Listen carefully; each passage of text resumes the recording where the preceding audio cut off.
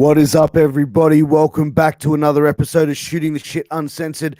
I'm your host, the bald, the beard, the beautiful Piers Austin, and we have a very special guest for you today. We have Mr. PCO, Pierre Carl Ouellette. This man is a legend in the professional wrestling business. He's wrestled for every major wrestling promotion there is. He's held titles in every promotion he's been in. He's a guy I've been a big fan of for many, many years. I'm really excited to be talking to him today. But guys, before we get into that, let's take a quick pause for the cause to say thanks to some sponsors who helped me keep the lights on up in this bitch. First off is ROH Designs. They are that company you were seeing all over the wrestling Facebook groups, the wrestling pages, Instagram pages. They make wrestling cups, hoodies, T-shirts, keychains, tumblers, you name it, they make it. They made me this special custom CM Punk tumbler because they know I'm a huge Punk mark. Guys, they do an amazing work for an amazing price. Hit up Ashley Rodriguez and she will take care of you with a great product. Next, guys, is Signal Studios. Now, Signal Studios is a recording studio based here in Sydney, Australia. Guys, if you're an independent professional wrestler, you need to have some very, very cool entrance music. You can hit up my boy Rafi here in Signal Studios, and he can mix, master, produce you a track, any style that you like, and ship that out to you anywhere in the world. Or if you're a musician and you live in Sydney near West Ryde and you need a place to rehearse, a place to jam, a place to record, they have the most relaxing atmosphere possible to get your creative juices flowing. But ladies and gentlemen, without further ado, I'm going to bring out my guest. He is, as I said before, he is a legend in the professional wrestling world. Ladies and gentlemen, please welcome PCO. Sir, how are you? Hey, I'm great. What about you, Piers? Piers Austin. How are you, man? Piers. I'm good, brother. I'm good, man. How was your Christmas and New Year's, my friend? Well, pretty quiet. You know, we all live pretty much the same reality, which is we see as less people as we can, as few people as we can. But we weren't allowed to be more than 3 per family or 4, I guess. So very quiet, but nice times. Exactly, man. I think it's that's the quality family time of your closest family that you get in those times, and it was pretty much the same here. It was very quiet, very relaxing, but still, I think this is the world we live in for the time being. It's been a crazy past year, so hopefully 21 brings some better times, my man. Yes, we hope so. Like especially like for the rest. I mean, for all of us, also for the fans, for the business, for the wrestlers, because I mean it's been tough, just producing shows in front of nobody. It's I mean we're such professionals that we go hard and we perform the same way that we would perform in front of a crowd, but it's just no reaction. The reaction ain't there, so it's just that's what it is. Every sports are the same. So And that would be the hardest thing is in a world of professional wrestling, which is very much a fan orientated involvement sport to a lot of and form of entertainment as well. Like the reaction is probably the thing that really drives a lot of guys to take some of the more bigger risks or those big spots in a match.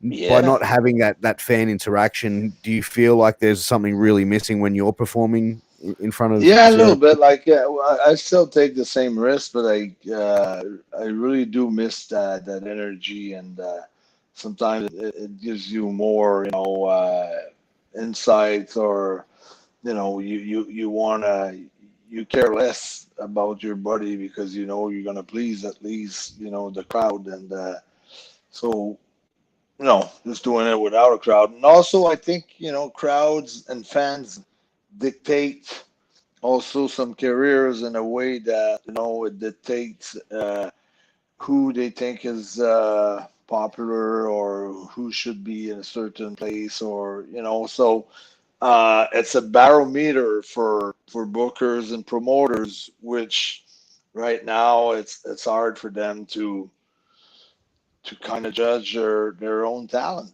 because they don't have that barometer. They don't know who gets over, who doesn't get over, who's popular, who's not that popular, and so I think it's just a different way to work. It's just everything's so different. It's so tough that we don't get that direct feeling from the crowd.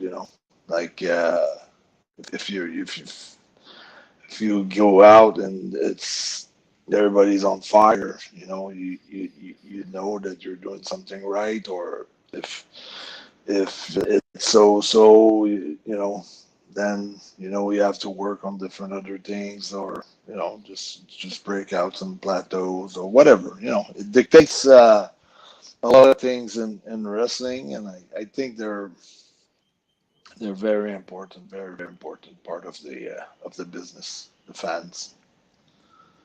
Without the fans there, like as far as like the in-ring performance there, because obviously the fans bring a heightened sense to the performers in the ring. When you're performing, do you feel like the impact more? Do you like, what I mean, like when you're used to getting a reaction for doing a certain spot, does it feel a lot different for you in the ring? Yeah, it feels to me more mechanical.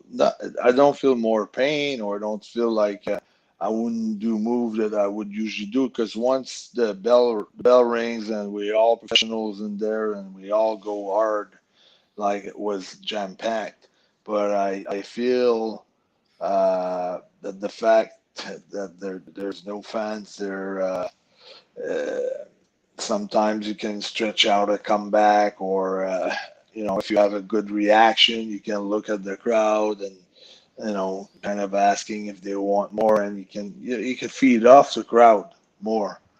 Yeah. So since we don't have anybody in the stands, I feel like it's more mechanical. You don't have to stretch certain moments, or because they are full of emotions, and because the people are biting into it or buying into it. So uh, this is like more of a working with a blindfold on your head, being blindfold, because it's just yeah, it's like having a blindfold on your face basically, because it's hard to adapt with the reaction of the crowd. So it's just more mechanical. Yeah, like I would get the sense it would feel like it's more very similar to just being in the gym or being at practice and going through the routines of training. Yeah, sort of like, yeah. There's more emotions, but Yeah. more or less it'd be like if you let's say someone would have like an afternoon tryout for a company or something like that. They would go all out, and that's what we do. So that's what it looks like, more or less. But the production's been great. Well, I mean, for us with Ring of Honor, we've been having, it's like insane production, giant screens, all over. We don't add any noise. We make it as real as possible. We don't try to fake it, or to make it like it was like 100,000 people, or if they were booing or cheering, or it's just what it is, and that's what I like about our product right now. I mean, the COVID product, the crisis product that we do bring on Ring of Honor. Uh, I really think it's probably the best right now, because of the production, and because of the way that we're very authentic about it. We're not trying to bullshit nobody, or you know it's what it is. I Yeah, like that. yeah, I really prefer the Ring of Honor product to some of the other wrestling that's out there. Just the feeling of it, the pure wrestling style of it. and it's different in a lot of ways to the other products as well, and it's more of the style that I like, the style of wrestling, and also the style of entertainment as well. So Ring of Honor has some great talent there, and it's really always evolved talent as it's gone along. Like they've always been times where WWE's come in and taken their top talents over like the last decade or so, and they've always been able to revitalize and bring in fresh talent, bring in new talent, and build them up to that level. They're the one company which has probably had like WWE's attention for a long time of the actual talent that they get through those doors. Yeah, I always say, like, if you look at the bigger companies, like maybe 50% or 75% of their roster is ROH basically. So it's so it tells a lot about the story of the company, and how they are building talent over and over. So yeah, it's pretty insane to look at it. There's so many guys. And the talent pool is just so deep as well. So you guys have just and it's been consistently deep for a long time. And I think Ring of Honor is one of those companies which is very healthy when it comes to talent wise. And you look at some of the stars there, like yourself, Brody King, Bandito, Bandito, Roosh, Jonathan Gresham, Josh the Goods Wood, Silas Young, all those guys are just like have got such bright futures. Jay Lethal also. There's so many.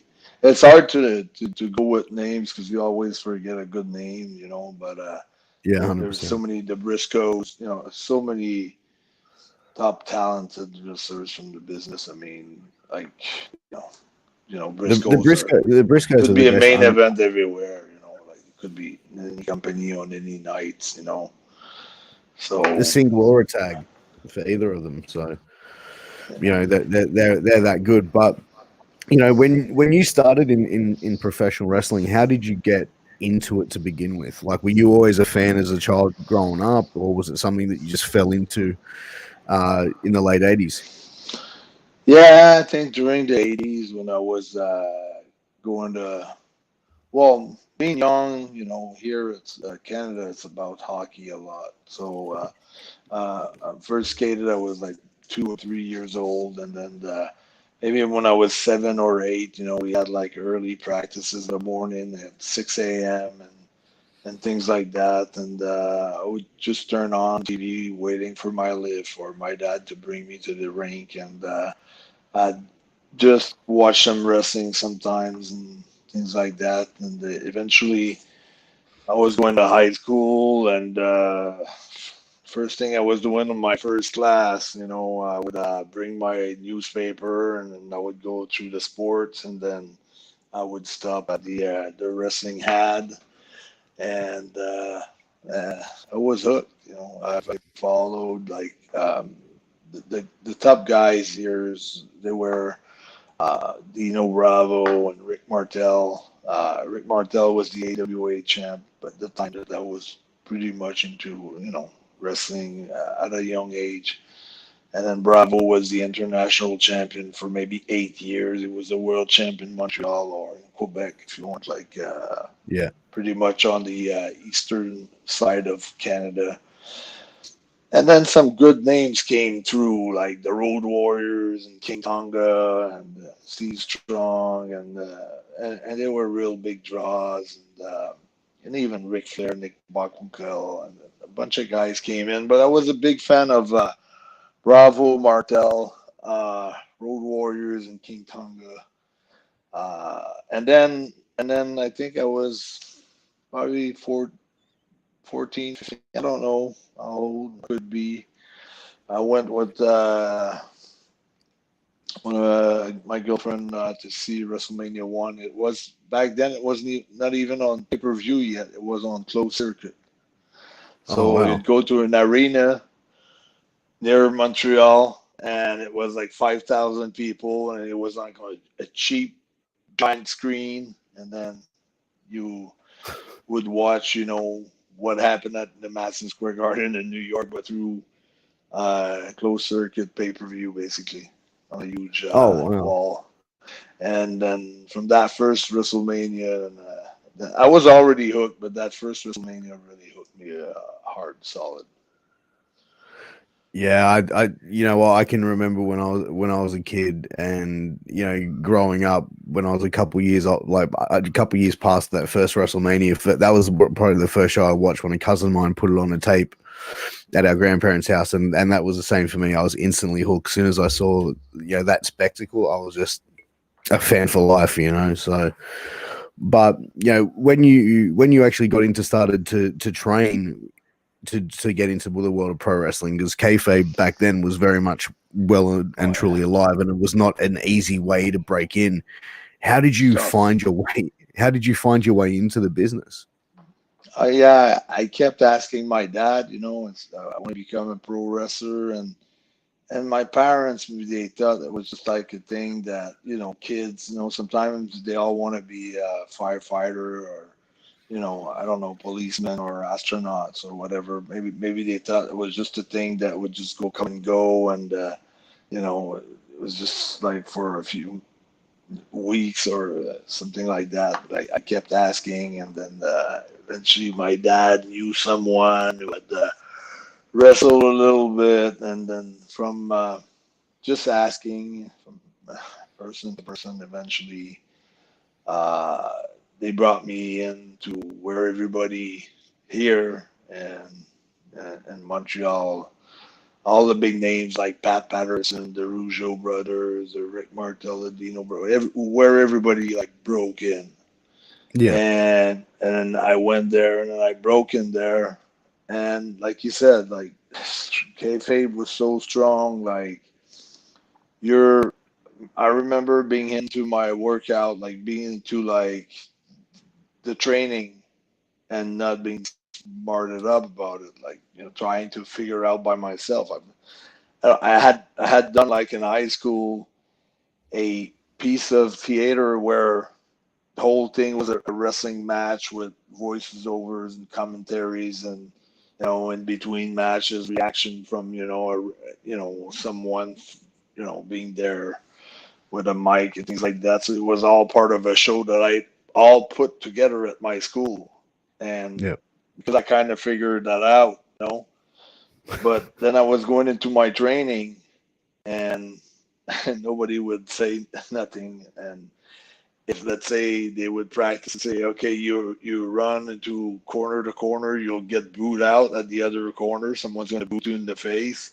yeah. They'll just kill you with that kick. They just kick you as hard as they could on the face. And everything they showed you all to take a bump or to fall. That's the first thing you learn. Like I wasn't even Yeah. allowed to try it in the ring for like 3 months. It was all on the ground, on the floor, and you never got smarted up until your first match. And the only thing that you got smart up on your first match was just the who's going over. Like as a green guy, I couldn't even call a spot or Yeah. try to figure out what the finish was going to be. It was just follow the guys. Just Did go you have with an them. inkling that it was a work when you were in training? Like, did you have something, or did you think this is going to be like a real shoot fight? We're going to go out there and try and kill each other. I was, I think, smart enough to realize that it can't be, can't be a shoot. Like it wouldn't work. Like Yeah. I was thinking about it sometimes, and there's no way that if you shoot someone in the ropes and he doesn't want to come back from the rope, there's no way it's gonna work, or there's no way that you can do those things without, they, Stopping without it or being yeah. fixed. It's like, but it's when it's well done, it gives you that doubt sometimes. So on certain occasion, I was doubtful, like, oh, that look real, or that finish look real, or this might look real, Yeah. or as kids, we always we always thought maybe everything is fixed except the championship matches. It's just a You know, stupid things to think, but you know, we're like we're a bunch of kids. We're high school. We're watching the ads. We have our favorite wrestlers, and we're going with like little bets. We all know it's fixed. You know, we're all smart enough to yeah. figure that out. We're 15, you know, 14, 15, 16, and and we all know it. But just sometimes, you know, we come up with stupid shit like that. Like, maybe a championship match, maybe they're real. Me and my friends, we had like a thing where it was like when Hulk Hogan left WWF, and it was like, yeah, he left because they started to do like the thick, like it started to be predetermined. Like it wasn't, Yeah. you know what I mean? Like that was because we were like 10 at the time, so we're coming up with like the most ridiculous shit, but like we're Yeah. like it's still real, but like you know, Hulk Hogan, you know, or like, what was it like? We had one thing, it was like, yeah, like Hulk Hogan killed a guy in the ring. That's why he left. And like, you know what I mean? Like, just the stupid shit that kids come Yeah. up with. You know what I mean? Yeah, that's how we were too, man. It's exactly the same thing, and I don't know how many kids I made up some like put some like cement block and put some pole in it with some cords and made some like ring, you know, but with no mat, or I pile drove like a few kids on my cement floor in my basement, you know, and as a kid, I did some stupid shit, man. It was like I was really into it. Like it, I'd grab one of my friend, like, hey, I'm gonna pile drive you now. He's no, no, no, no. Yeah, trust me, trust me. Boom, busted his head. I did a lot of things like that. I was willing to try anything or everything. So it was pretty crazy. I was really into wrestling, and then yeah, I did that training school there, which was really tough. Like because it was a hard way. You know, they Yeah. wanted to make sure that you know you wouldn't quit. You know, so they wanted to make you quit just to make sure you wouldn't quit. You know, it's like basically it's like we make him quit. You know, and I've seen a lot of guys quitting because it was so hard. You know, it was kick in the face, body slam on the cement floor, uh, all kinds of things that were really hard. You know, but maybe my first year, I got squashed like crazy.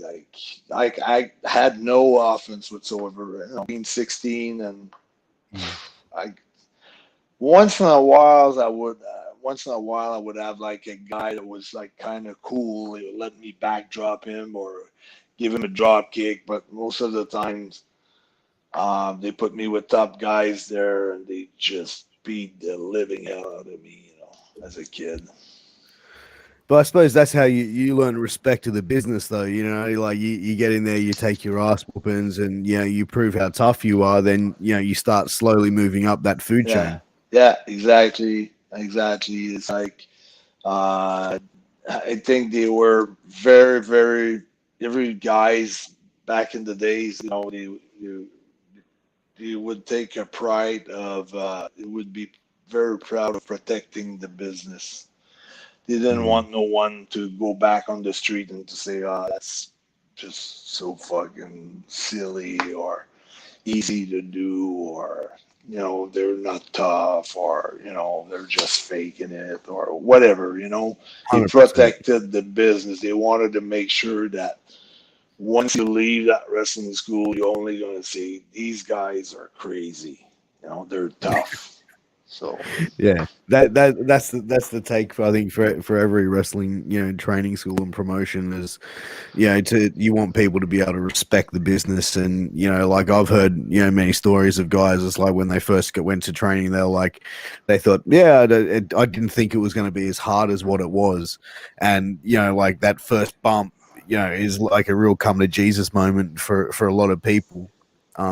You know, I can imagine the ones that say, "Hey, yep, I can do this again," and the ones that go, "Nah," and just yeah, oh yeah, because when you learn how to bump for the first few weeks, you know, you really, you know, it's hard to move and it's hard to walk, and so you have a lot of you know, what a pain, you know. So because it takes a while before you get used to it, and then especially starting on the floor, not in the ring, and then once we get on the ring to work on the bumps and things like that, then they would just bump us for like 3 hours, you know. So it was like really tough debut, and on top of that, you know, back in the days, nobody would explain to you what psychology is. So you would pick it up. Let's say if you get booked full time on a territory, and then you start traveling with a booker or something like that, and then they're talking about psychology, and you're thinking to yourself, what are they talking about? What is this word psychology? And now everybody's talking about it. That the Yeah. fans and everybody knows what it is, you know. But when I started, like for maybe 2 years or 3 years, I was trying to really get to know what is the psychology of a match. You know, it took me a few years before I was able to talk about it with some veterans because they were hiding that too. They just Mm. wanted you to learn everything by yourself. There was no help. Yeah. Help came Yeah. sometimes, but very rarely. Yeah. I So mean, as a young guys by ourselves, we were trying to figure that out, but we weren't sure because nobody had enough experience to tell the other guys that's the way to go, you know. So by the time you can mix up with veterans, you know, it's getting late in your career, so it was tough to get the whole 9 yards, you know, to get the whole things, you know, how to make that cake basically, because step you by had step. because it took you a while and you didn't have many people, sort of taking you under the wing and trying to teach you about psychology. Do you find your position now as being a veteran in a locker room to be able to help these younger talents? Are you trying to sort of pass that knowledge on to them? And are these guys receptible? Are they coming to you? Are they saying, hey, PCO, how do I put this together? Or, can you watch my match? Is that the position that you find yourself in now with Ring of Honor? Not really, because what happened over the years, it's you know, business has evolved and things Mm. have changed, so things aren't the same that they were before. I mean, psychology has changed totally. I mean, you always want to create, you know, some turning moment in a match, and then some very breathtaking moments where you got those close pinfalls and things like that, and you want to create a momentum and towards the end crescendo, and you want to leave it on when the crowd is ecstatic. You know, Yeah. those things don't change, but I mean, what used to be like a big move, let's say pile driver, you know, we weren't allowed to do pile driver, you know, when I broke in. Now it's just a move and a set move, like it could be just set up a finish with it, or it could be a big spot now. So business has changed so much that I think that a lot of the guys they think that they don't have to. I think they think that they know. Uh, Once in a while, I get guys come to me and say, "Can you watch my match and tell me what you think of my match?" That I get that along. But my goal is to show by more by example. Like I really show by example, like being professional, not not losing my mind over something that doesn't go my way.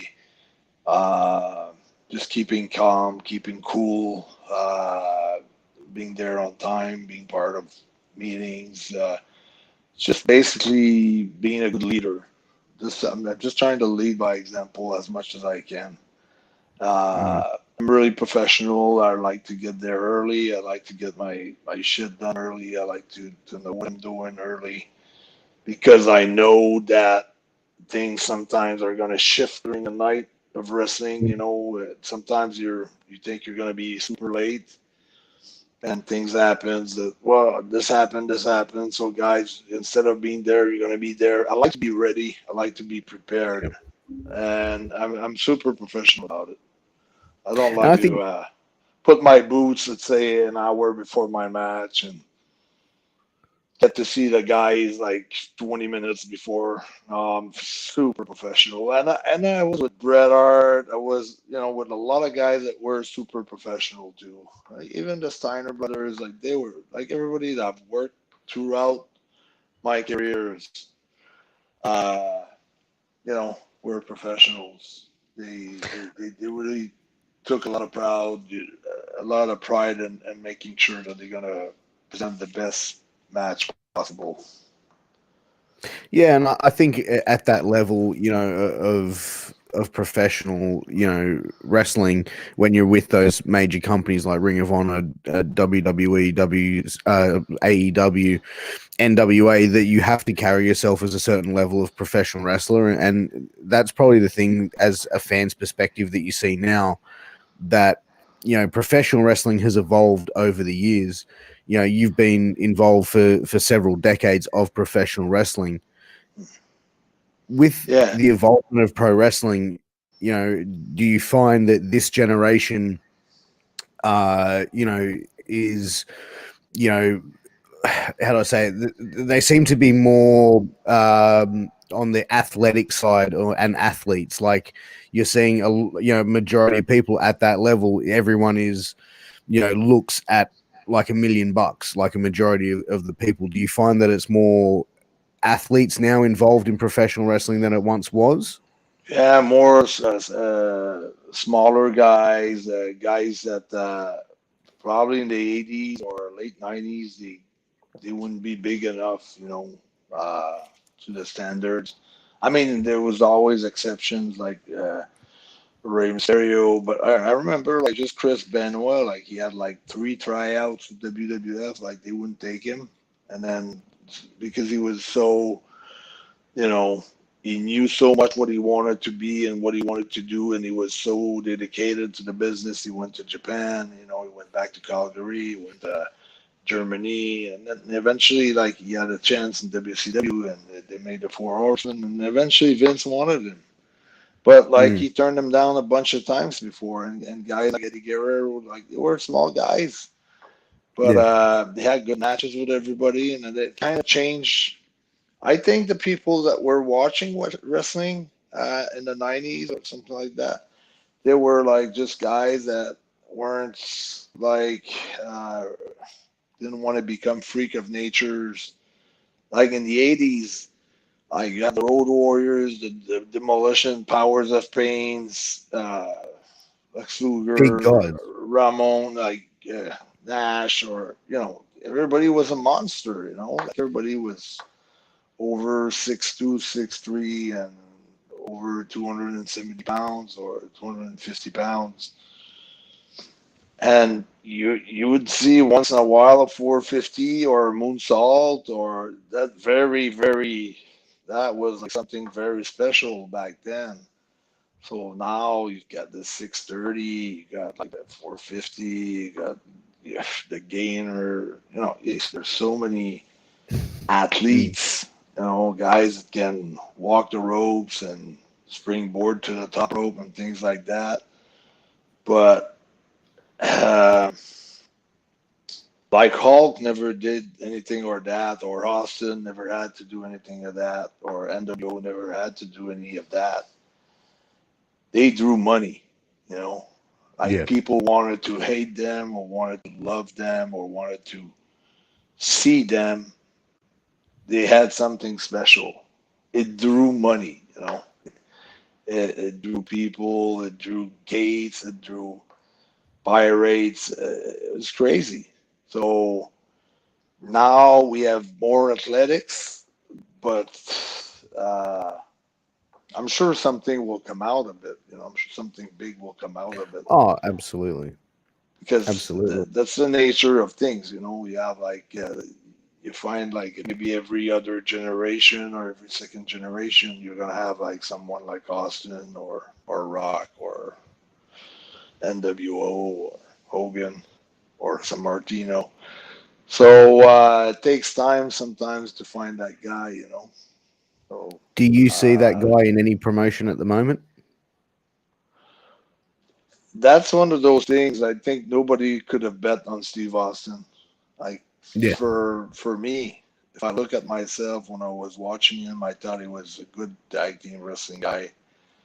I thought he had a lot of talent, but I never thought he would explode like that, like he did. And I never thought go. I we saw an instant boom when the National came in as the outsiders. But when you turn Hogan heel on top of that with those two, uh, it's just organic. So Yeah. it's hard to predict something. Even Hogan, I remember Hogan. I wasn't even like a fan of him. Like he used to come here in Montreal. He was not even drawing. He came here at Paul Sauvé Arena on top, working against Dino Bravo as a heel, and he wouldn't draw a dime. He wouldn't draw a Really? dime. He was nothing. I mean, he was the same blonde guy, the same outfit, the same style, and same skills, and everything was the same. He Mm. hadn't been in Rocky 3 yet. So it's crazy. Same story, you know. Hogan, Yeah. Rock. You remember, like me, Rocky sucks. Everybody hated him. Like for not hating him as a heel, they hated As a him like face, period. yeah. Yeah, they hated him period. They would just like die Rocky die like, you know what I mean? Like there's been moments in pro wrestling where I've sat there and I thought that fans have gone to another level, and like when it was like die Rocky die and Rocky sucks, when like they're like trying to have him as like a clean cut baby face. It's the same with ECW with Mick Foley, and some guy had a sign saying like Kane Dewey, Mick Foley's son. And it's like, even then, like hearing those stories, I'm just like, what the fuck? Like, where do people come up with this shit? Yeah, Like, sometimes it could be cruel, but yeah, but they didn't. Then and again, it was something where I think they didn't want something to be forced down their throat, and I think the wrestling fans have the pulse on that when they've been something's been shoved down their throat that they don't want to, or they're not ready for it yet, mm, and they don't like that. And I think sometimes promotions or promoter, they think they're more like, okay, I'm gonna dictate the fans. I'm not gonna let the fans dictate, what I'm gonna do. So uh and I think you have to listen to the fans, to a certain point. You can't, because there will never be they will all never agree on the same things. So it'll never be unanimous, but you can get a good idea what works and what don't work. And oh, absolutely. I think we gotta listen to the fans and get the pulse on what they think and what they want. Oh, 100, Somewhere, somehow, eventually. oh, Sometimes you absolutely. can't wait. We're not gonna give it to them. We're not gonna give it to them. Not yet. Not yet. Eventually, you, you have to give the payoff once in a The slow while. burn. Yeah. Slow burn with a payoff in the end. But how did you find yourself getting involved with WWF and coming into the WWF? How did that opportunity come about? Well, I broke in at 16 at the place where I was telling you, and then after a couple of years there, I thought they were taking their time to do something good with me. They were keeping me like pretty much on the bottom of the card, and then I went to Calgary trying to be a professional, make a living out of it. So I went to Yeah. the Bret Hart's ad, Stu Hart, and then. I spent like 3 to 4 months there, and just going from an arena to another one, just trying to get maybe someone would get injured or a no show or something. I could get a chance to, show what I could do. And Yeah. that didn't really work out. And then was a little bit depressed when I came back from the West Coast, back to the East Coast, and eventually I got booked in the Maritimes, and which is totally on the East Coast of Canada, which was a decent territory where Macho Man had just worked before, and a lot of big names have worked there. So it was Dupre's territory. So I went there and I worked with some top guys in the business, and I fell miserably. I was really bad. They had put me on main events every night, and I wasn't ready for such a because I was barely doing like opening matches for a place where I was not getting paid to go in main event on a full-time territory with veterans that I used to watch on TV as my heroes, and then go in toe to toe with them in main events. And it was such a quick change in my life that I was impressed. Like, oh, I'm working as Sailor White tonight in the main event. It's like I wasn't ready for it. I got so impressed, and I screwed up a lot, and then I got fired after a few months, and then I went back home again on a kind of depressed state, Yeah. and I went to Toronto, and then I had a good match with a guy there that was his first match ever, and that guy got booked in England for Brian Dixon, and he had put some good words for me. So eventually, I went in Europe, and I really had my really good success there in Europe. Like England, I had like tremendous success. Me and a partner, we worked as double trouble tag teams there. We're main evented so many shows with guys like guys that David Finlay, David Taylor, Yep. Lord Stephen Regal, Robbie Brookside, Doug Dean, Johnny Saint, so many other guys, Kendo Yeah. Nagasaki, a bunch of great names. And then I got booked for We just seem to be having a connection issue with PCO. He'll be here very, very soon, guys. Don't go away. Guys, if you are watching, make sure you tune in to 2020 Wrestling, which will be later tonight, earlier tomorrow morning for the American contingency audience of the crowd. Guys, I hope you are enjoying this episode with PCO. We will have him back here in a very short moment, guys. Throw up some comments, guys. Let me know that you're there. Let me know if you've got any questions you want me to fire off at PCO. Let's go, guys. Throw them up in the comments. What's up? Can you guys see me? Okay, so PCO was just pieced out. He's going to be back right now. Hey, yeah. welcome back. Okay, yeah, yeah, Sorry. yeah. So I went to Germany for Auto Vans and worked with same guys. That was a huge promotion. CWA Auto Vans was a AWA world champion, and he had his own promotion. So I worked for his promotions, and then from there, I mean, things never stopped. I went to South Africa. Was a South African tag team champions like for like 3 tours, like for almost a year, Oh, and wow. then ended up in Puerto Rico for the Colons, Carlos Colon, and all Yep. his IWA.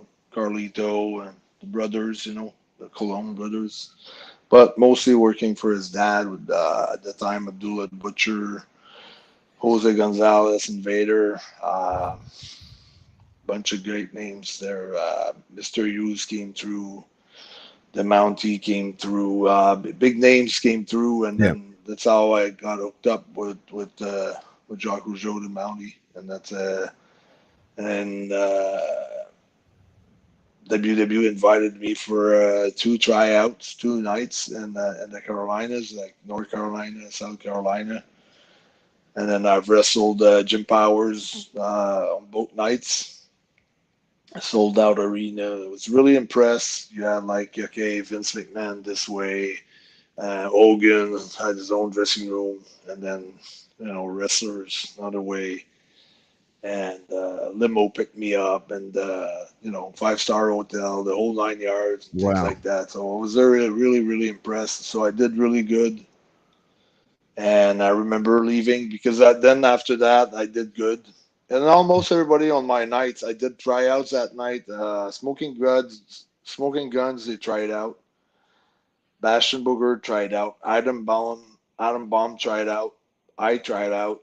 Uh, I don't know. Almost every guy's.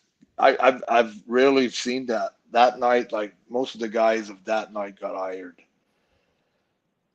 but it was some other nights that I was watching the tryout guys, and they would never come through. So many names that came through and never got hired. So, anyways, I got sent. I went back to Puerto Rico, waiting for the office answer if they were going to Yeah. hire me or not. So I had time to go to Japan for Wing for Carlos Quinones, and then they called me back and put me on the road on TV tapings as the Quebecers, Jacques and Pierre, and I started probably. I think we started taping TVs on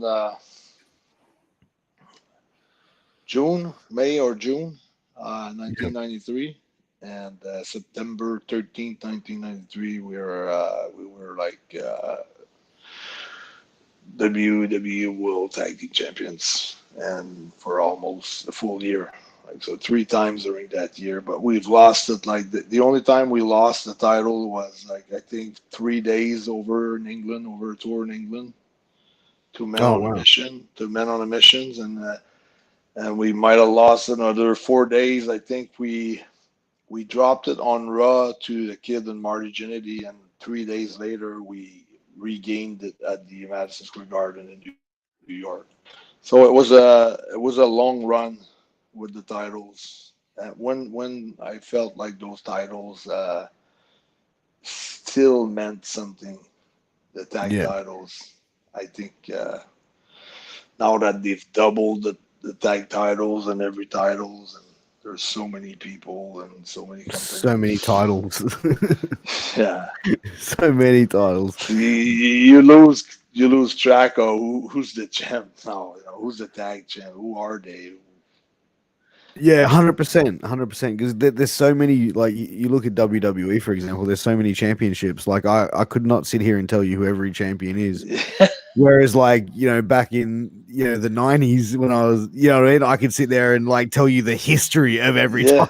You know what I mean? yeah, So yeah, it's crazy. But you mentioned being tag team champs as the Quebecers with Jacques Rougeau. How was the relationship with Jacques Rougeau? Were you guys good friends? How were you guys just sort of, hey, you're both from, French yeah. Canadian, let's put you guys both together and Yeah, no, I think Jacques saw me work one night, and I had told him that I've been sending letters to WWE for a bunch of times, for a few years. mm, And actually, the first time that I received a letter from WWE was, we got your resume, and we wish you good luck in future interview. We're not hiring right now. And I was so happy because I knew they got my stuff, and I knew that they know that I exist, and I know yeah, that eventually I'll get there. So I was getting close to my goal. So by just getting a letter from them saying we don't want you, I was so happy. I think I kept that letter for, I think I still got it, and because I knew it was close to my goal. And so on that Puerto Rico trip, I was there by myself. It had been like 6 months working mm, hard every night, main event against Carlos or Invader. And then Jacques came in for, a weekend, and then he watched my match, and then he was asking about, how come he didn't know me because we're from the same area, never yeah, heard of me. I had been working for 8 years. So he called Vince, and then that was probably part of his speech, like, I want to come back as a tag team. I got it because his brother Ray had taken a retirement because he was Mm. already a millionaire at 30 years old, and he was okay to.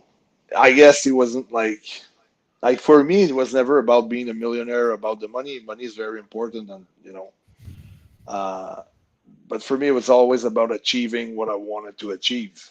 For other guys, maybe once they made their million, they want to quit because they have enough money and it's not what they Yeah. want. But for me, it was about achieving goals, that I had planned when I was a kid and never wanted to quit on my goals. So for me, that's the reason because sometimes you hear things, I hear guys, I hear people saying, okay, well, what is the point, to keep on wrestling at a certain age? Well, it's just achieving a certain goal. That's it. It's not about money or anything like that. For me, it's never was for the money. The money is always the good side of it, but I didn't get into wrestling because I wanted to be a millionaire. But it's easy to become a millionaire with pro wrestling. But that Yeah. that was not my fuel. My fuel was to achieve a goal. So Perform and be the best, and get I yourself think to. the money and the happiness and all the rest that goes with it's a byproduct of what you want to be, what you want to Absolutely. become. Because yeah, in order to become like a great champion or a great attraction or one of the greatest like Austin and Hogan and Sammartino, in order to become like they became, um, yeah, it has to be something very special in your personal development. It doesn't just happen by chance. Yeah, you have to be really disciplined. If you look at John Cena, how disciplined The Rock, how disciplined those guys are. They haven't stole anything. They have worked every inches. They have grinded every inches to get there, and that's a journey of a pro wrestler. Because we tend to think because it's fixed or there's a booker or there's someone deciding who's going to be the champ or who's going to be the top guys or whatever, that it's all a matter of politics and bullshit like that. But I think personally, if you work hard and you are really disciplined, I think you create your own push. You don't have to be so politics and things like that. Absolutely, and the world of pro wrestling is filled with politics and just of people with their own agendas. And one of the things I wanted to ask you about, and you pretty much, I'm sure you know where I'm going to go with this. There was a match that was supposed to be scheduled between you and Kevin Nash Yeah, in WWE. It was in your hometown. yeah. You were supposed to go over in that match. We're supposed to Uh, lose. so you were supposed to. He was supposed to lose. Yeah, yeah. Yeah, he We're was supposed supposed to to lose. lose. I was And supposed to then lose. He was supposed to go over, but yeah, go ahead and I'll tell you the whole story. yeah, so what I heard was the switching or it got changed to a clean finish with him going over you, and then you getting frustrated with WWE pretty much thereafter and leaving there. And with the at that time with the click really, obviously you hear the different sides from their versions of events and different sides of stories from other people that were affected by their political plays backstage, so to speak. Yeah, yeah. There's a lot of politics, but you can't really just make it on politics. You need all the other tools as well. So politics is a big part of it, but it's not what's gonna give you what you want really. But yeah, the thing is like I had just done Jacques Rougeau retirement match, main event at the Forum in Montreal, which was like sold out. And I had to work on top of the bill, where we work on top of Taker and Yokozuna, Bret Hart and Owen Hart and Jim Neidhart was there, and the Smoking Guns, and the whole roster was there. You had like 10 or 11 matches. Double J, Jeff Jarrett, Razor Ramon, Diesel, like all the top names from the company were on hand. And we went on last, and we stole the show, and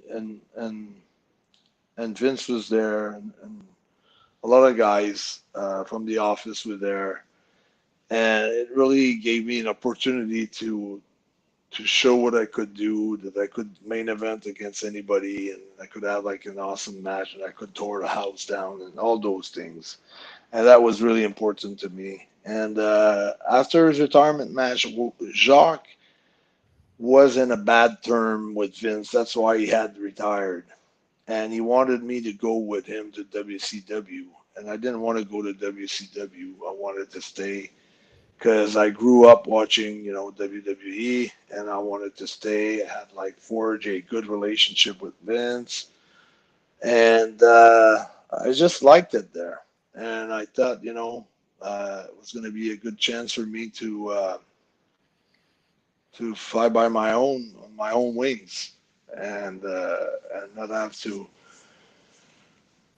because when I was with Jacques, we were asking me how it was, but I was always the let's say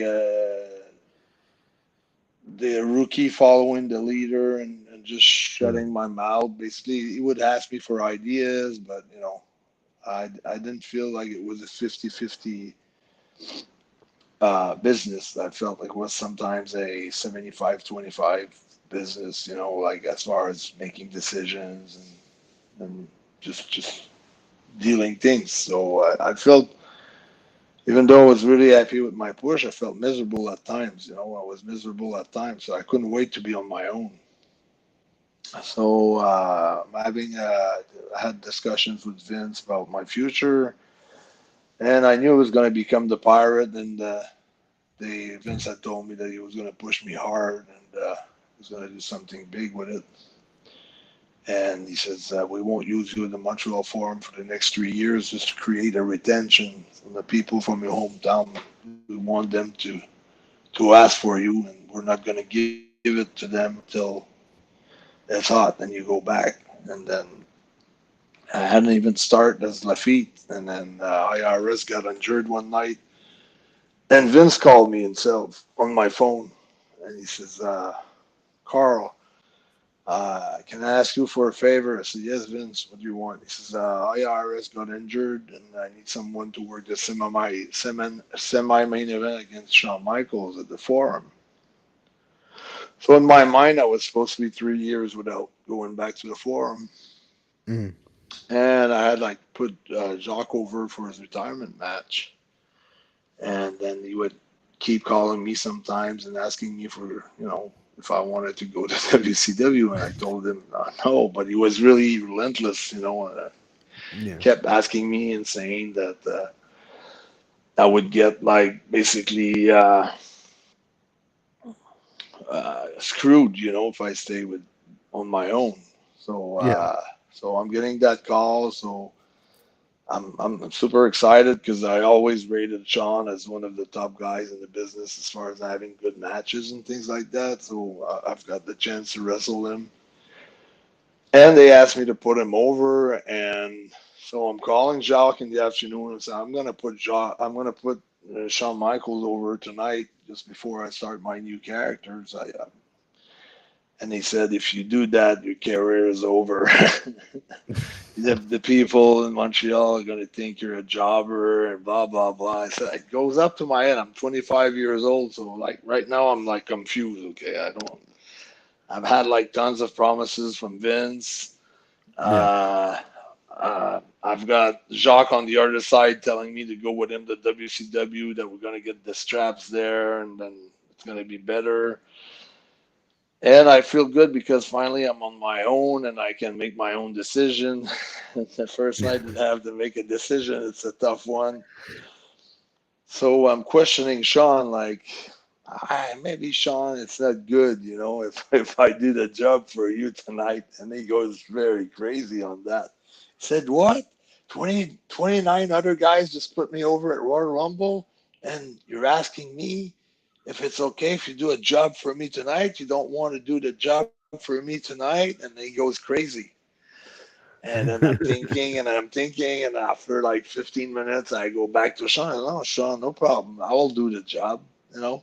But just the fact that maybe I refused for a few minutes or questioning the fact that if it would be good or not, or if it would hurt my career or something. Anyways, we do the match. We have a hell of a match. And then everything goes accordingly. I'm having like my debut as a pirate, and I'm undefeated for 8 months. I'm traveling with Triple H. I just broken into WWE from WCW. I'm good friends with him. I'm traveling with him. We're making bets who's going to lose his undefeated streak first. And then eventually I crossed Kevin Nash at the TV tapings. He said, "Hey, brother, Montreal in October, it's me and you. October or November, it's going to be me and you. It's going to be big boot jackknife 1, 2, 3." And usually you get the finish, the night of the show on house shows and things like that. Even on pay-per-views, I never knew ahead of time if I was going to go over or if I was going to lose it. I never knew. So I'm getting very worked out, really pissed off. Yeah. Because the clique is getting strong on that time. The clique is like pretty much taking control of the company. And I thought that was very arrogant, 100%. I feel like if I would have get the finish, let's say the agent would have came to me at the show in Montreal and said, "Okay, Kevin's our champ. We're going with him. And, we know it's your hometown, but we got to put him over because we're going with him," and things like that. I would have been business. But the fact that himself, he bragged about, I was, then I was not happy anymore. I was really miserable. And then I was traveling with Sid at the time, and I told Sid, "There's no way I'm going to put him over in Montreal. I'm going to refuse to do it. And if I have to, I'm going to quit. And I'm going to go to WCW." And then when that night came, Tony Garea came to me and he said exactly what Kevin Nash had told me like a couple of months before. Yeah. And I said, "No, I'm not doing it. It's going to be a double count out or a double DQ, or I'm taking my bag and you want to have a main event tonight. I'm going to go home." Fuck. Yeah. And then, but obviously for you as a professional, it's not about going over or not going over. It's the fact that how arrogant he was that 2 months before he come in and said, "Hey, brother, big boot, jackknife, Jack 1, 2, 9, 1, 3. 2, I'm 3. going." Yeah. Like, dude, I could not blame you for that. That would be like, I don't think anyone could blame you for that. I don't know. A fire came inside of me, and I was on fire, and I was so insulted, and I was so pissed off. But I feel I made many mistakes. I should have went to Vince with it. Asked for a meeting, sit down with him, and tell him, how I felt, that it wasn't cool. The way that things went, and why would I know that 2 months ahead of time instead of the same night, like as usual. And I was just green, man. I was just, no experience, no wisdom, no knowledge, no nothing. I didn't know nothing. I didn't know any better. And so I refused. And then, they wanted to fight me right in the dressing room, and I stood up and I told them, I told Sean, if you want to swing me with your Intercontinental belt, don't miss me because I'm gonna kick the shit out of you. And he did not. And Nash was okay. He stood up to me. He said, "So you don't want to lose against me tonight?" And I looked at him. I said, "No, I'm not gonna lose tonight." And we went in the ring, and then we started the match. And then as we went into the count out on the outside, and we started like every blow was harder and harder, and it was sold out at the curtain. The boys wanted to see a real fight, a shoot fight, and they all thought that Kevin was going to heat me up. And so it was really a tough time there. Did he shoot? You said some hard shots. Would you say he shot on you in that match?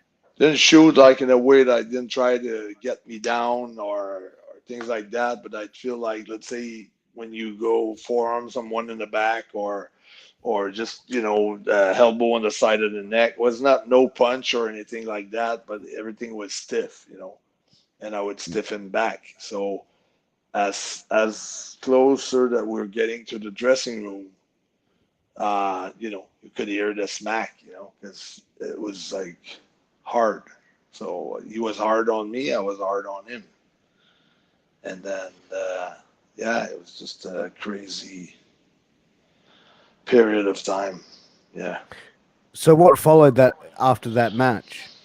What was it like backstage after that? Because, you had guys, I don't know what Taker might have been thinking at that time, but I know we had clans, guys thinking like guys like Shane Douglas that hated them were on my side, or Sid Justice, or even back then. It's funny because after they did DX with Billy Gunn, but at that time, I was traveling with the Guns, Billy and Bart, and Holly, and Sid, and I remember at one point we were at the Maple Leaf Garden in Toronto, and I was gonna go to Sean and just punch him in the face, and I just went across Kevin, and I was with like some friends too, and then so Kevin called a meeting in a room, and it's like, okay, now we're all grown up, and enough is enough, and now we're gonna stop that shit right now, so but then we went to Europe. We went to Europe for 2 or 3 weeks, and I was going over every night after that. I got fined, though. I didn't get paid for my match. I got maybe a $3,000 fine or a $2,000 fine. I got no payoff at all for my match against Diesel. And then I went to Europe, and then I was going over PJ Polacco, just incredible, one of their friends every night. And every time that they would come back in the bus, like Kevin and Sean, they would be loud and saying, that motherfucker is going over again tonight, and he fucking refused to put me over in Montreal. They were so pissed off. So after that 3 weeks in Europe, we came back to, I think it was Cleveland, Ohio, or something. I don't know. If you read Shawn's Michael books, it's in there. They called Vince to a house show, and Vince flew, and then they decided the clique decided that a lot of guys needed to be out of the companies, and they threw a lot of name, and then eventually they threw my name in there, and then Vince said, no, I'm not going to get rid of Carl Ouellette. I'm going to handle him, and I'm going to take, I'll work things out with him.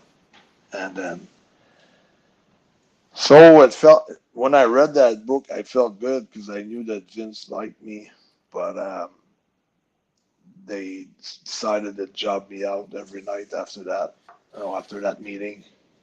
And I think it was cool because when Triple H did the curtain call, and then he jobbed out in 12 seconds against the Ultimate Warrior at WrestleMania, and then he was jobbed out for a full year. And he hated shit, He didn't say anything, and he just did it. He went through the motion, and eventually, he came back on top. And I think I should have done that. But after so many weeks where I was just getting jobbed out, I just went to WCW. I quit, and I went to WCW. Have you ever spoken to Nash? Have you cleared the air with him since? Oh, big time, because we're probably very good friends now. Like Yeah. I've met him so many times. I think since 2009, like we have been like really good friends. And every time I see him on any shows or signing, I always go by his booth or he comes by my booth, and we always hug and we always have fun. Mm. Uh, and he understands, more uh, my side of the story, and I understand more their side of the stories. So I'm able to put myself in his shoes, and he's able to put himself in my shoes more. And he knows also that how the clique was, strong and controlling back then and arrogant. But Mm. I you think know, you grow up as well, like yeah, you. yeah, yeah. It was really cool. So he's a funny guy. He's a real cool guy. And I could have been on their side, not knowing anything. I don't know why I didn't like them, but it's just a matter of I got along good with Sid, and I got along good with a lot of guys, Yeah. and I just saw them as enemies. But they could have been my friends because I was not better than them because I had the same attitude towards them that they had towards me. Maybe I Mm. didn't have their attitude. I was not arrogant backstage. I didn't try to control the dressing room. I didn't have that power with so many guys. But, I was not any better than them because I react the same way that they did act.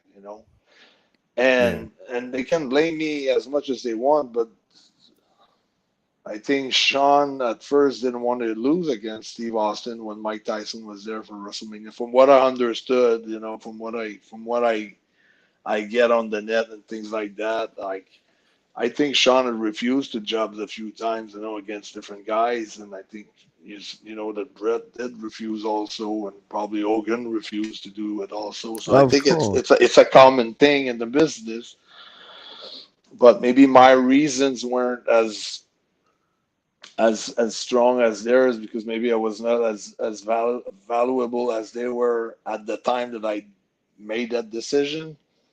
But to me, at that time, I think that was the best thing that I could have done. But it was today. I can tell you it was a big mistake.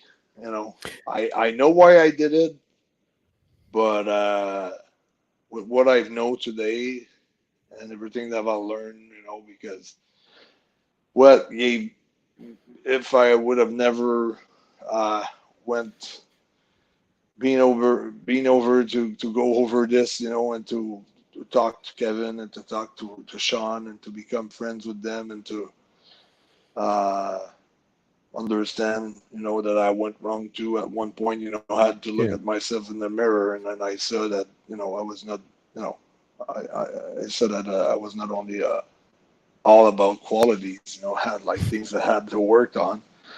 Yeah. And I think if I didn't do that, like I would have never came back in that business. That's why I'm saying it's about achievement. Because in order to achieve things, you have to grow as a human too. You have to grow as a person. You have to grow as an athlete. You have to understand things. When you first break into the business, it's all about your ego, and eventually you learn that you know uh, it's not about your ego. It's about growing as a person. It's Oh, it's the journey. It's absolutely. the journey itself. So I've learned so much. Now, when I see you perform in Ring of Honor, I get the feeling that you're having the most fun of your career right now than ever before. Yeah, I Like do. that's the feeling I get when I see you perform. That you're really enjoying your level of professional wrestling right now at what you are doing, and you can see that enjoyment in your performance. Yeah, I do. I do. I'm really blessed. I'm really happy with to be able to I became a world heavyweight champion for Ring of Honor. Uh, and I think I'm still growing as an athlete, as a person, but also as an athlete. I keep on working on different things in the gym that it has never been done in the ring before, and I think I'm hopeful to bring it into the ring eventually. I just got to bring it to perfection, but I'm working on different things that have been never seen in the wrestling ring before.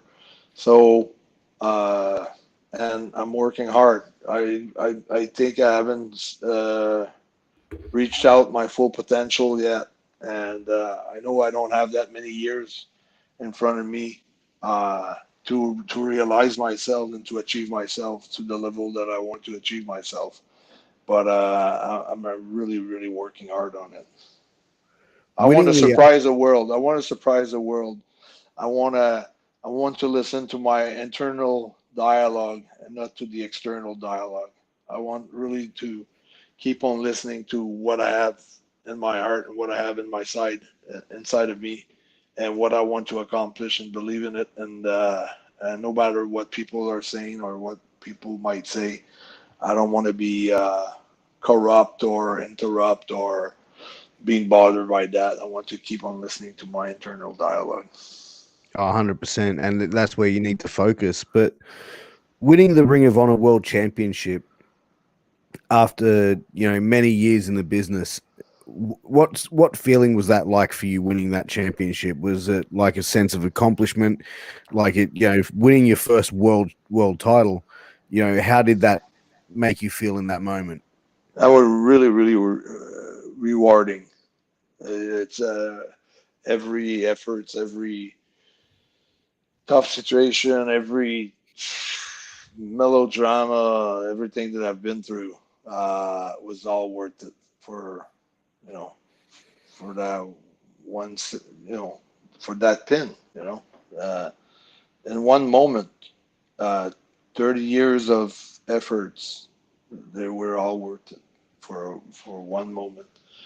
And and then I was just disappointed, uh, not disappointed, very happy, but like I really want to, you know, draw, I really want to get a title with, you know, a major gate breaking record and pay-per-view buy rate that was never achieved before. That's really my goal in this business. That's I'm working so hard on it, And when I became champion, I started to do a lot of radio shows and TV shows and things like that, and then I want to be like red hot when I do it, and then I want to pass the torch to uh, the future of the business. That's my goal. So I'm very, very blessed, very thankful for my run as a world champion, but that's not the run that I envisioned. I have to break through another plateau and reach out something bigger. What's bigger for you? Well, like I said, uh, you know, The gate. selling out the Olympic Stadium, 80,000 people, uh, with crazy buy rates on the pay-per-view. Well, it all depends on how the world goes, with the crisis. But you Yeah. know, I we did Madison Square Garden in New York was sold out in 20 minutes.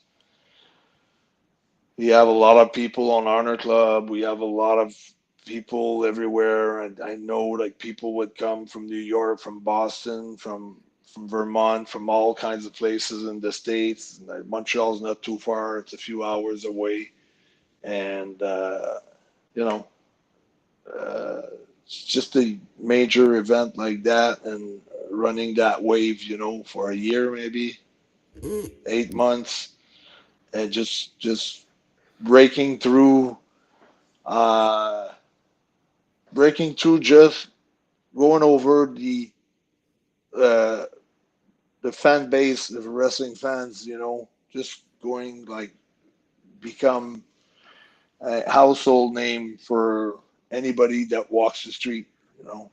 Like Yeah. at one point I remember I was going to any place and I'd see a Austin shirt, or I'd see, everybody knew who was Steve Austin, or everybody knew who was Hogan at one point. You didn't have to be a wrestling fan to know that. And that's the end goal. That's the goal.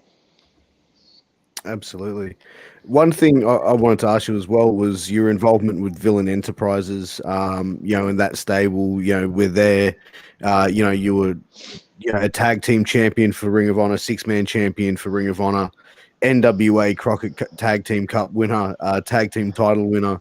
Had the opportunity to wrestle, New Japan, as you mentioned, as well in that cross promotion event in New York at Madison Square Garden. Yeah. How did you find, being involved in that stable with Villain Enterprises? How did that all come about for you joining that stable? Well, it was just like I had met like Brody King during my stint in MLW in 2000, like 2018 was such a tremendous year for me, where I was the main event everywhere I would go on every indie promotion, you know, Yeah. and every single company's like wanted to sign me at 2019. Like I had so many offers, and I've chosen like a Ring of Honor because just the way that they approached me seriously, and it was no BS, and they knew right away what they wanted to do with me. They had a proper plan. I didn't have to politic myself, saying, "Okay, I'm gonna come in, but only if this and this and that." They showed me enough of their plans that I knew that, and I didn't have anything on writing. I mean, I had the contracts written, as far as money goes and the number of years and things like that, but it was just overall they came up with the better my feeling about the sense of how they do business and how they treat their people and how they're treating me, and having the president Joe Cuff being involved in all the meetings I was involved with, whatever it was creative or it was about money or it was about any other branch in the company or marketing and things like that.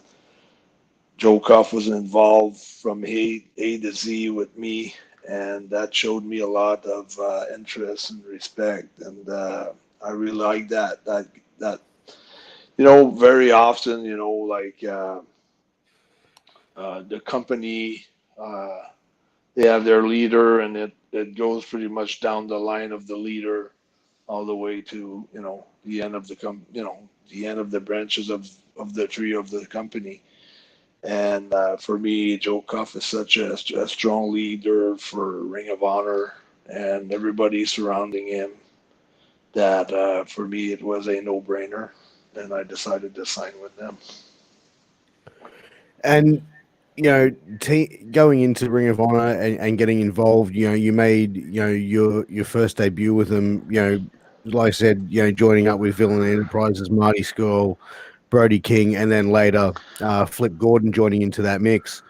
How did you find being in a stable with these younger guys? Traveling the road with these guys. Was it something that you sort of found your passion again for traveling the roads, going and working shows, and Yeah, enjoying wrestling a little bit more?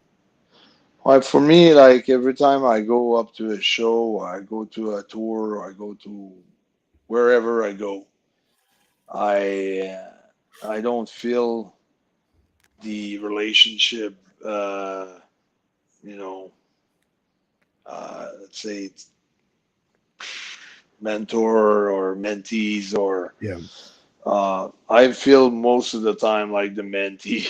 I feel like they are my mentor, yeah, because they.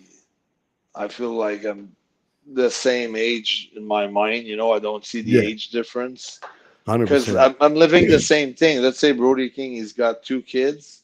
Mm, He's got maybe a 2 years old or 3 years old and a 1 year old, and my daughter's only 12. So I'm at the same type of level yeah, with the mother of my daughter. I've got an 18 years. She's 18 years younger than me. 17 years, 18 years younger than me. So I'm used to that generation. Yeah. I've always surrounded myself with all kinds of people from different generation. I've I like being around like all kinds of people, and no, it was like it was always cool, and I never felt like any different. That being part of the boys, I felt like really part of the boys. Like that's all. I and then sometimes I was asking that question to myself if they would feel like like how I felt towards them, if they felt Yeah. like that towards me. And I Yeah. Yeah. think they Yeah. did, and I really think they did. I think a lot of the times people do forget my age. I think Uh, they do forget it because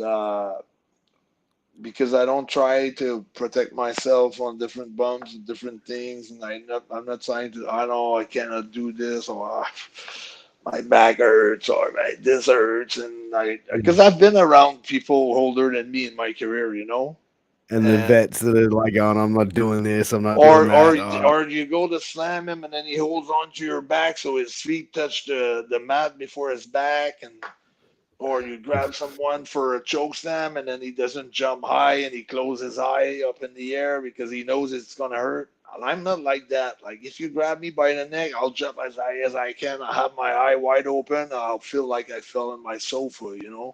That's Yeah. the Yeah. way I am.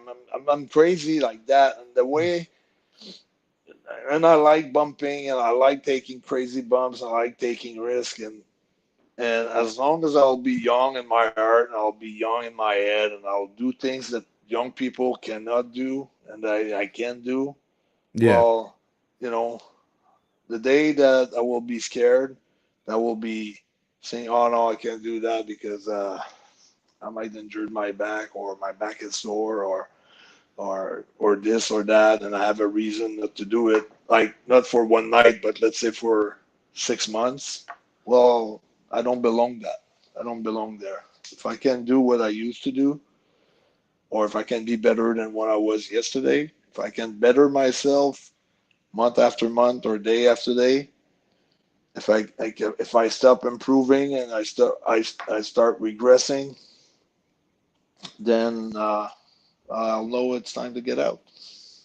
Oh, 100%. If you can't perform at the level that you want to do it, and that's what I think that I've got a friend of mine who is Angel Medina, who was in ECW, and he said the same thing. Like he's at the point where he's like he just doesn't want to be that old guy turning up to shows anymore, and that's why he says like he doesn't really want to wrestle anymore because he knows he's lost that step, and or said like I feel like I just don't have that step in me to do it, and I just don't want to sort of bastardize my legacy, so to speak, of Yeah. what people remember him by. So, but I suppose that would be the hardest thing, I think, for someone who has wrestled for so long to come to terms with. It's like, is that something that you've seen over years with some of the veterans that have, I don't want to say stayed around too long, but I've maybe seen I've seen found it a little bit veterans. hard for them to step away. I've seen veterans staying along too hard. I remember when I broke into Puerto Rico. I remember Bulldog Bob Brown. I mean, he was not doing anything. He was not taking one single bump during that. I've wrestled him every night. He was not bumping. He would go to the ropes, or he would hold his back, or he would fall on his knees, and just even like guys, like I've seen a bunch of guys that they were trying to hold on and they couldn't do it, and I said to myself, like even back then, like if I become like that, then I don't want to be there. And for me, I was away from the business for a little while, so it's not something Sure. that I stay there because I drive the crowd, because I drive to be under the projectors. It's all about achieving myself. It's not something that uh, I really need to have. That I'm going to be miserable without the attention or without the press or without being on TV and things like that. It's got nothing to do with that. It's really down to keeping my promises to myself. That's all it And comes staying down true to to. yourself. Yeah, yeah.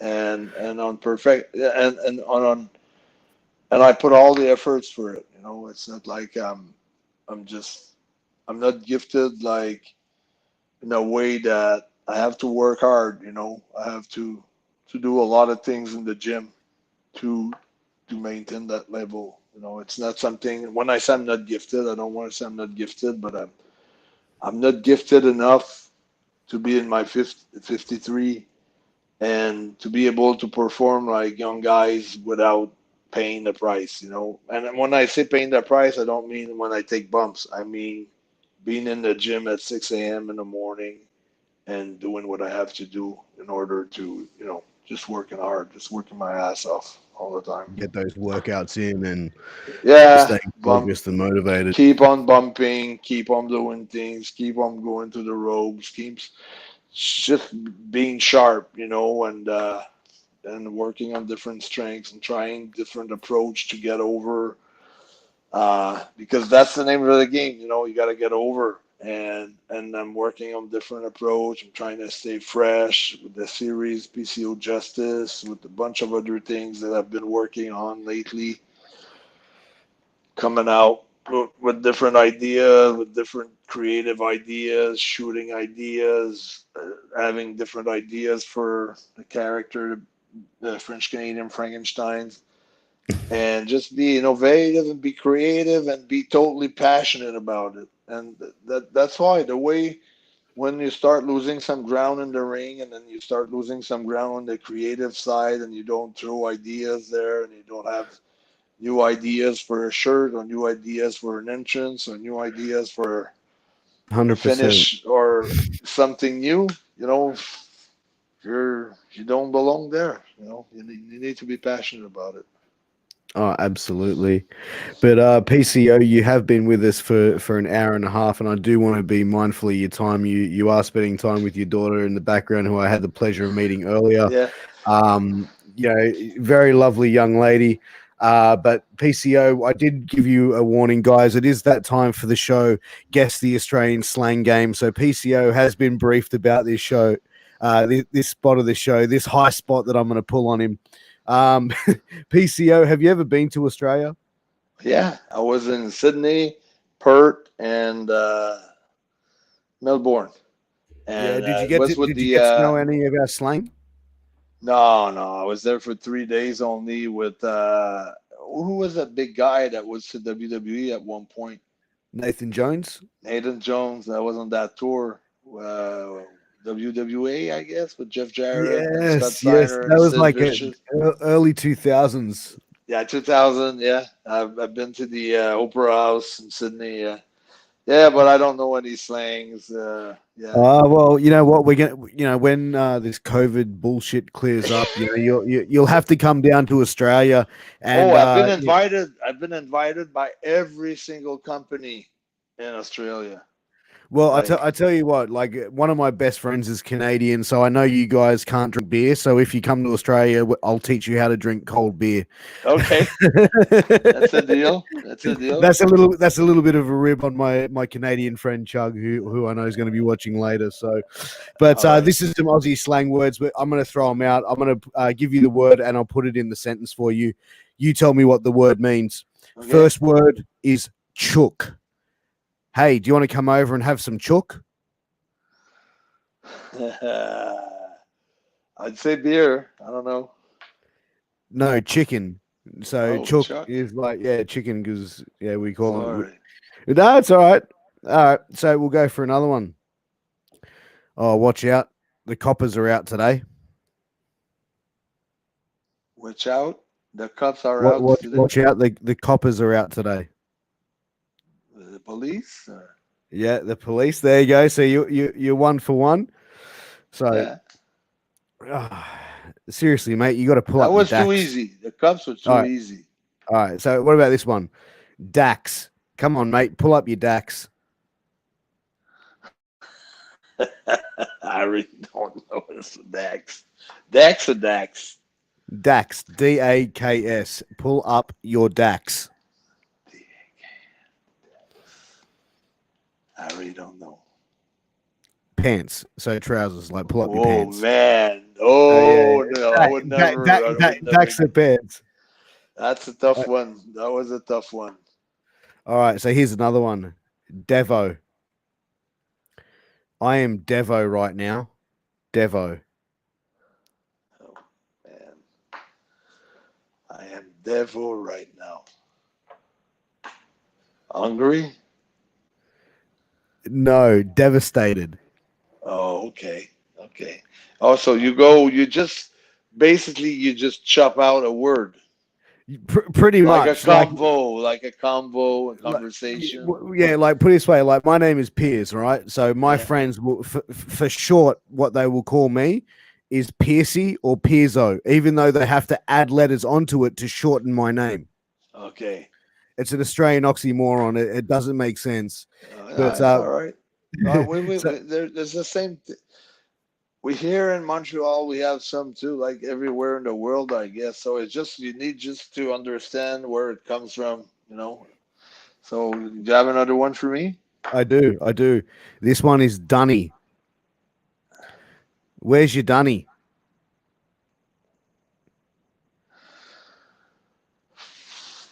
I would say girlfriend, but Danny, I don't know. I'm busting to go to the Dunny.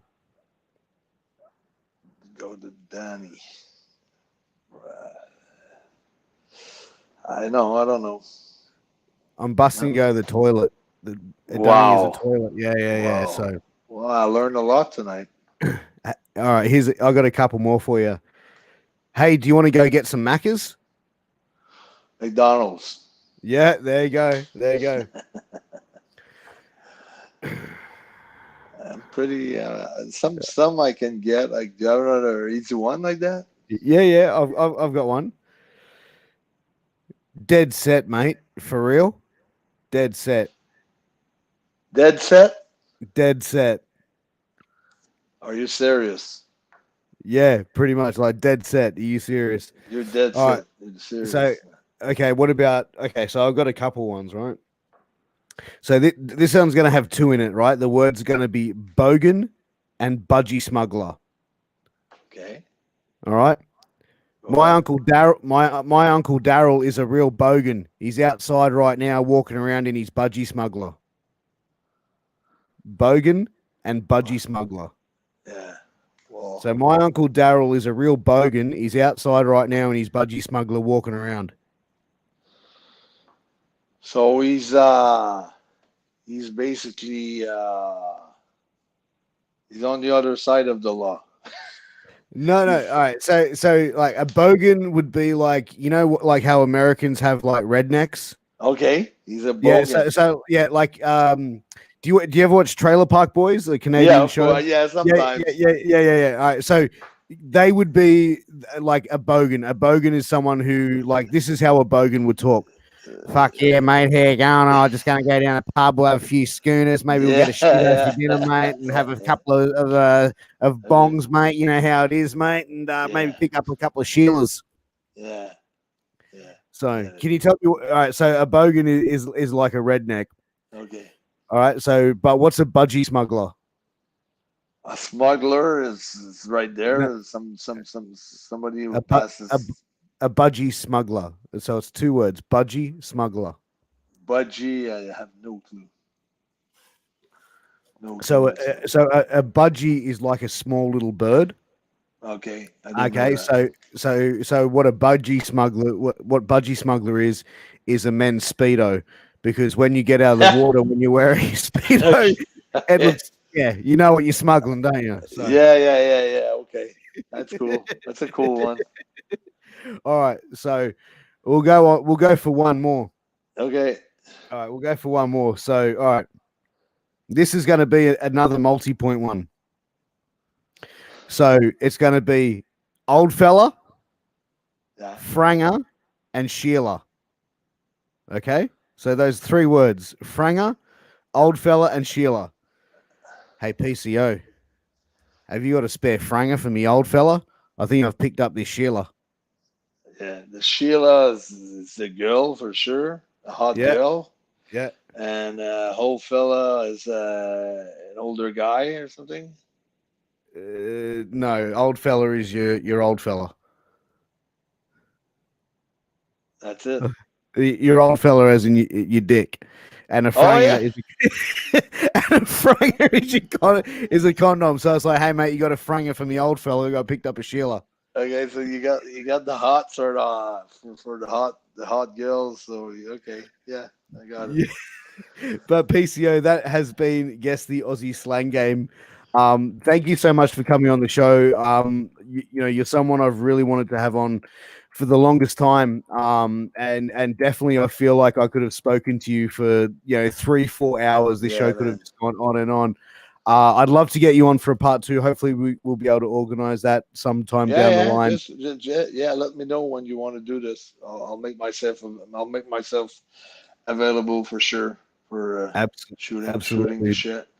Thank you very much. Where can everyone find you on Yeah. social media and buy some of your awesome merchandise?